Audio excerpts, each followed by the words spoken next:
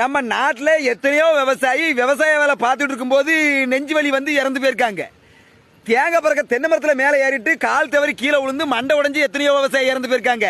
வயக்காட்டில் தண்ணி பாய்ச்சிக்கிட்டு இருக்கும்போது பாம்போ பூச்சோ கடிச்சு நிறைய விவசாயி இறந்து போயிருக்காங்க. வாழை காற்றுல சாஞ்சி அதனால வேதப்பட்டு நிறைய விவசாயி பூச்சி மருந்து குடிச்சு இறந்து போயிருக்காங்க. விளைஞ்சு கிடக்க நெல் மழையால அழிஞ்சு கிடக்கும் போது அதை பார்த்து வேதனை தாங்க முடியாம தற்கொலை பண்ணி எத்தனையோ விவசாயி இறந்து போயிருக்காங்க. அவங்க குடும்பம்லாம் நடு ரோட்ல நடு தெருல தான் நிற்கும் கடனால.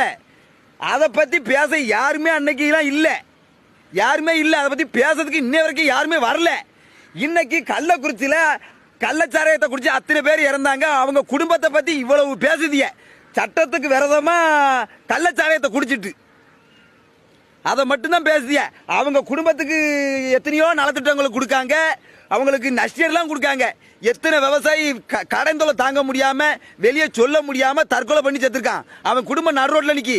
அன்னைக்கு இதை பத்தி யாராவது ஒரு வார்த்தை பேசலாம்? பேப்பர்ல வந்திருக்கு. தோட்டத்துல விவசாய வேலை பார்த்துட்டு இருக்கும்போது கரண்ட்ல அடிபடி செத்து போயிருவாங்க நிறைய பேர். உயிரை பணைய வச்சுதான் அவ்வளவு பேர் ராவும் போகணும் விவசாய வேலை பார்க்க. அத்தனை விவசாயி செத்து போனா அவனுக்கு ஒன்னும் இல்லை. இன்னைக்கு கள்ளச்சாராயம் குடிச்சு இறந்தவங்களுக்கு இவ்வளவு வருத்தப்படுச்சு நம்ம தமிழ்நாட்டில்.